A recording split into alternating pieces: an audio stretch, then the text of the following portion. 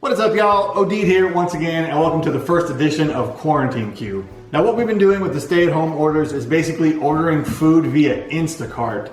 It's an app you can get for your phone, and you pick out all the food that you want in the store, and then someone picks it up for you and delivers it to your house, and you give them a generous tip for doing so, or at least we do around here. So what I decided to get was a brisket flat. I haven't had brisket in a while. I was craving it, and I figured, well, the flat part usually comes by itself. I don't need a whole packer brisket, because that's too much food for my lady and I. So I ordered 5 pounds of brisket flat. Well, what happened was, and this is not the guy's fault who picked up our order because he was not aware of what I was going to do with the brisket, but the store cut the brisket up into pieces like this. So I have one piece here that is 2 3/4 pounds, and then I have one piece here that is 2 and 1.2 pounds. So I'm going to take this piece here, put it back in the fridge. My lady's going to grind it up tomorrow and make hamburger meat out of it, and then we're going to stick it in the freezer and use it for later. But this piece here, which is arguably the hardest part of the brisket to cook because it's this end here, which is the thinner part, I'm going to attempt to smoke this up solo on my smoker. So let's get the video started. All right, once again, this is like the end point here, or the, I guess you'd call it maybe the end cap of the flat part of the brisket. And it is pretty thin on this side, so that gives me a little bit of worry. But this side over here is fairly thick. And I mean, what the heck, why not? So let's flip it over, take a look here. I think this fat cap is actually trimmed up pretty nice. I'm gonna probably just leave it like it is. I don't really see a whole lot to do here. There's some silver skin on here I'm gonna attempt to kind of get off. I'm not too worried about this either. All right, I got a lot of this silver skin off and a little bit of the fat here that was on the top. I didn't take it all off, but you know, just got what I could. So we're gonna just basically put a rub on it now. I could inject it, mustard slather, and then put the rub on. I could do all kinds of stuff to it, but ever since I have been to Central Texas, I've been a mostly salt and pepper basic rub kind of guy. So that's what we're gonna put on here. Start with the back.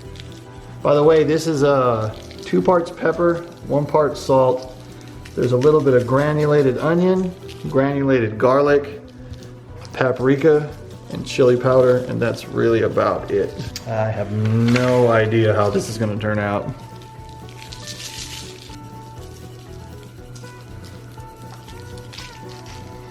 All right, brisket is rubbed down once again, mostly just salt and pepper. Now I'm gonna stick it possibly in a food saver bag. Considering how small it is, I might be able to get it in the food saver bag.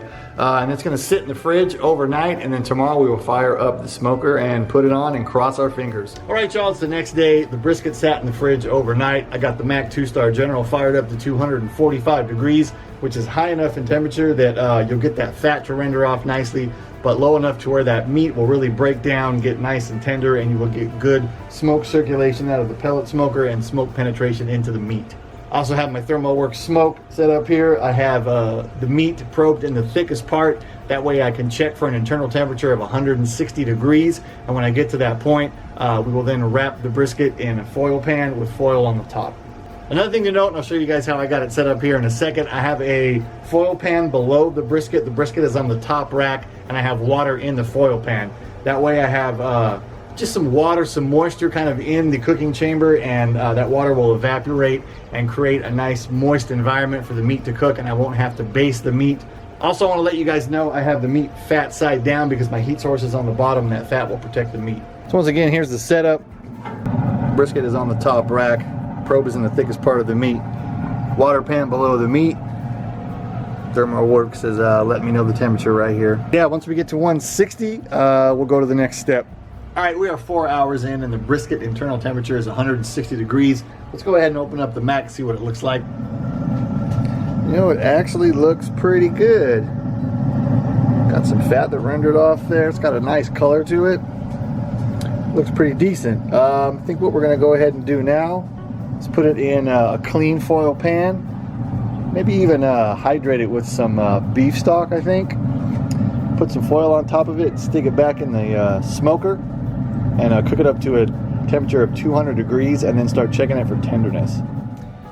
All right, we got the brisket out of the smoker and into the foil pan. And as you can see, we do have some fat that rendered off nicely here, but it looks a little dry. So once again, I'm gonna use some beef stock and kind of just rehydrate it a little bit.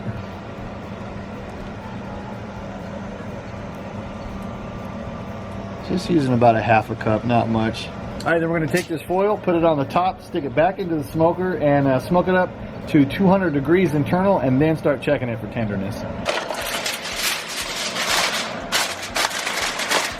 All right, y'all, the brisket is done. Total cook time was around 5 hours. I checked it when I got to an internal temp at 200, and I felt like it wasn't done yet. Checked it at 205, still wasn't quite as tender as I wanted it to be, so I took it all the way up to 210. I let it rest for an hour. Now let's go ahead and cut into it and see how it went.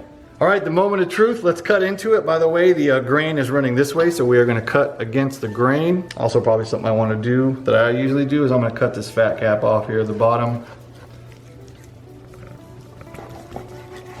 It's actually cutting pretty nice.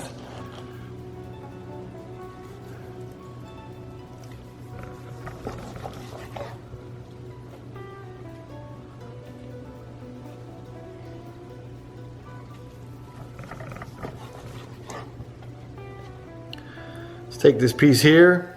Looks pretty good, pretty moist. It's got a fairly nice kind of like droop to it. Let's see how it pulls apart. Yeah, not bad at all. Not bad. Let's give it a taste. Yeah, it's got a nice spring to it, but still comes apart fairly easy. I was actually kind of worried about this. I've never kind of cooked just this end of the brisket before.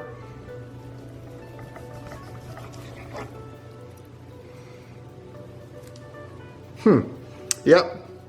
Actually looks pretty good. It tastes pretty good as well. I'm pleasantly surprised. All right, and then I saved this au jus over here, and what you can do is you can take these slices and then dip them in the au jus like this. Kind of rehydrate them once you've cut it. Gives it a nice color, kind of gives it a little bit of extra flavor.